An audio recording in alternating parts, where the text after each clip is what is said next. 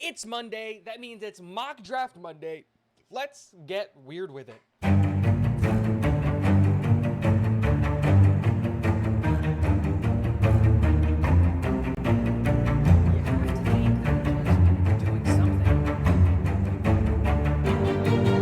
What is going on, guys? Welcome back to Talking Jets with Tigo. My name is Tigo, and today we're going to be doing a full mock draft for all 7 rounds for the New York Jets, but we're going to go with a little bit of a twist, and that twist is we're going to go into this mock draft assuming that Joe Douglas and the new front office have figured out the offensive line. And what I mean by that is they've gone in free agency and they have created an offensive line that they feel comfortable with.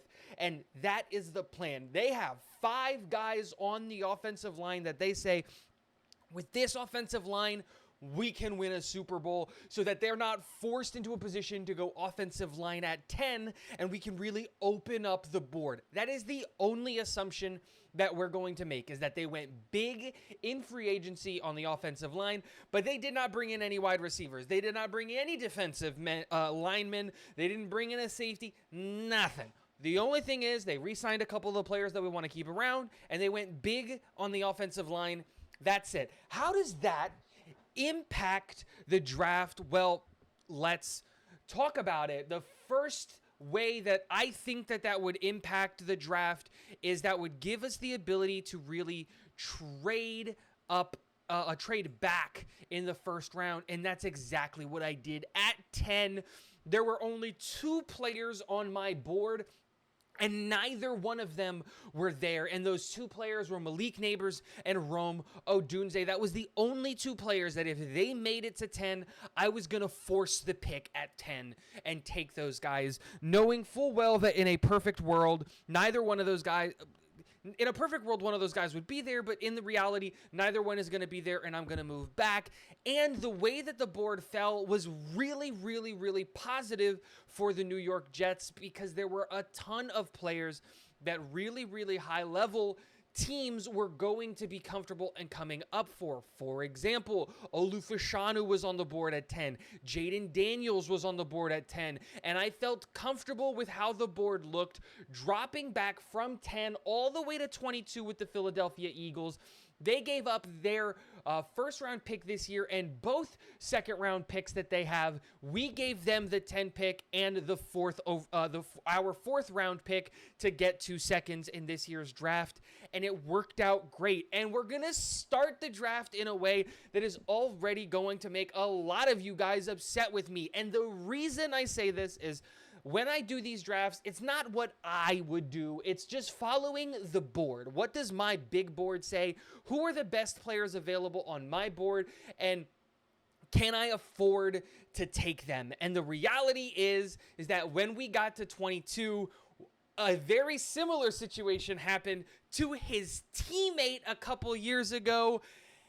And we're going to be taking edge rusher out of Florida State, Jared Verse, with the 22nd pick in the draft. I know what you guys are saying. What? Another first round edge? What is happening here? Look, if we look at the history of the San Francisco 49ers, when Robert Saleh was there and they had those dominant defense with him as the defensive coordinator, they consistently kept picking defensive line players in the first round. And with the probability that Huff is not coming back and the realistic probability that JFM is probably on his last year or 2 of being a New York Jet, building up the pipeline is a serious thing that the New York Jets want to do. And having 3 first-round picks on your defensive line as a rotation is not a bad way to go about it. And again, it was just playing value. There wasn't a wide receiver that I felt comfortable taking here, and there wasn't another player that was going to be an impact starter at this spot at 22. I know that that's crazy, but the way that the board fell, the top 6 players on my board were all defensive linemen. It was edge. Like, that's what it was. So we weren't going to reach for a position. We weren't going to try to make something work. We took Jared Verse, and now we've got a legit defensive line rotation that was already legit, becomes even more legit, committing turning what is already a strength into a superpower with his defensive line. Jared Verse would have been the #1 edge if he declared last year, and the fact that we were able to get him at 22 is insane. It's a very similar situation to his former teammate and new teammate in this mock draft in Jermaine Johnson. We keep going, and remember, now we have 2 second-round picks, and we, again, stick to our board. I know that we didn't need to go offensive line, but Zack Frasier, the center out of Western Virginia, was the best player on the board. And why am I taking a center when we just took a center last year? Well, the reality is all of the guards that are available in free agency that we can bring in are not as good, in my opinion, as what Joe Tippmann is probably going to be at right guard. And I think that his home on the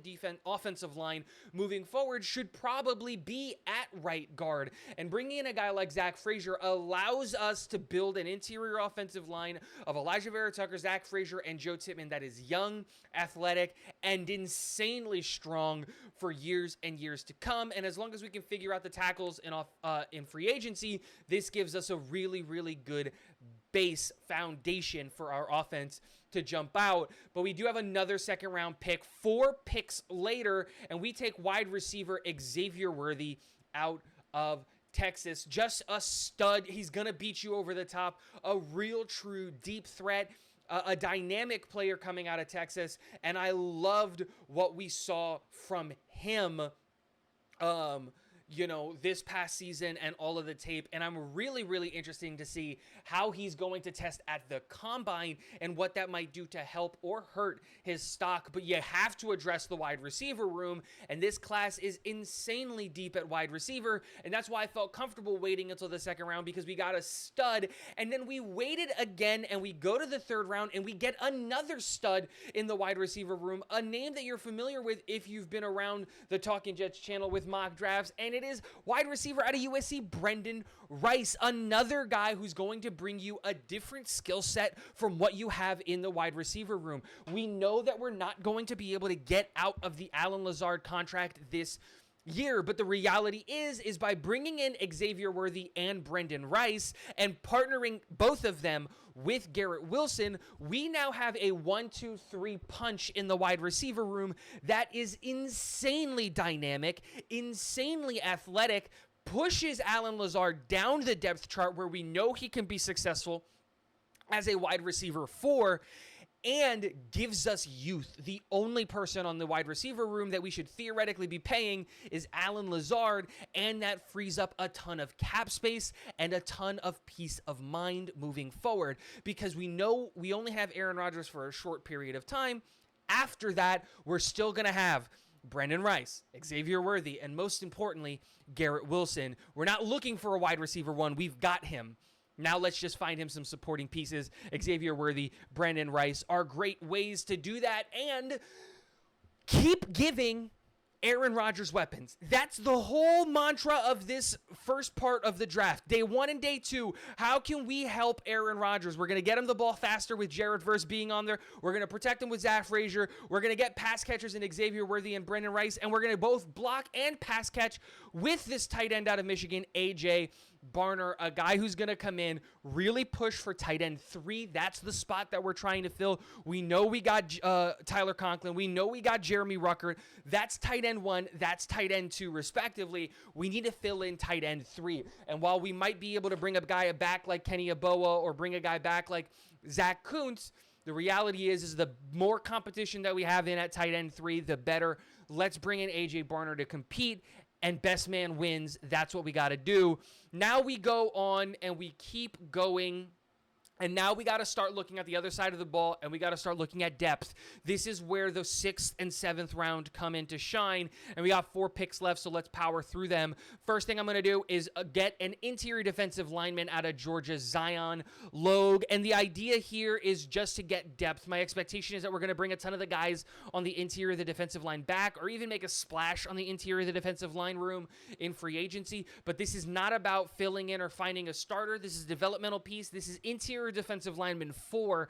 And Zion Lowe, coming from a big program and his measurables, is a guy that I really, really like in that aspect. We're going to get another guy who's going to have some offensive line flexibility, and we're going to go to Maryland and get offensive tackle Delmar Glaze. Now, he's more projected to be an interior offensive lineman at the Lex level as a guard, but I like bringing in tackles. I like the idea of bringing guys who played tackle in college to play guard in the NFL, because in a pinch, in a worst case scenario, if he's playing well at guard and we get somebody hurt, you can bump him out, kind of like what we do with Elijah Vera Tucker. Now, I am not saying that Delmar Glaze is Elijah Vera Tucker. I was just using him as an example. Delmar Glaze is purely a developmental tackle. He needs a lot of work, but the reality is this is a guy that should get a redshirt year. He's never going to touch the field, and in 2 or 3 years, we're going to see that maybe, hopefully, we have a backup tackle in Delmar Glaze, and that's the point, filling in the cupboards and all of that. With the second to last pick in the draft, the New York Jets go back to the defensive line, and we get Gabe Hall, interior defensive lineman out of Baylor. Dude, these are 7th-round picks. There's no guarantee that you're going to make a roster, but bringing in guys like Zion Logue and Gabe Hall, one is going to it's just two guys coming in from the same position that are going to compete for the same roster spot. That's it. And the reality is that both of these guys can push guys like Michael Clemens for his roster spot and what he's currently doing on the roster. And if both of these guys are performing better than Michael Clemens, hey, look, I love Michael Clemens, but competition on the bottom end of our roster is only going to make this team better. And so I had to go Gabe Hall as well, for the fact that he was a stud at the Senior Bowl. And you know that Coach Ulbrich was watching the Senior Bowl very, very closely. Very closely. And Gabe Hall is a sneaky name for the New York Jets. And the last thing I want to do is bring in a practice squad running back. And that's exactly what I'm going to do here with running back Carson Steele out of UCLA, to just be a guy to maybe push for running back 4, running back 3. But my expectation is that we're going to do something in free agency there to bring in someone to help partner Breece Hall and give Israel Abanikanda the opportunity to be running back 3, which is probably his best spot for him. And there you go. That is this week's Mock Draft Monday. PFF gave me a grade of A-. What do you guys think of this draft? Let me know in the comment section below. What picks do you think are crazy? I already know you're going to be yelling at me about Jared Verse, but hey, I played the board. That's what I had to do. Let me know in the comment section below. And last but not least, go Jets.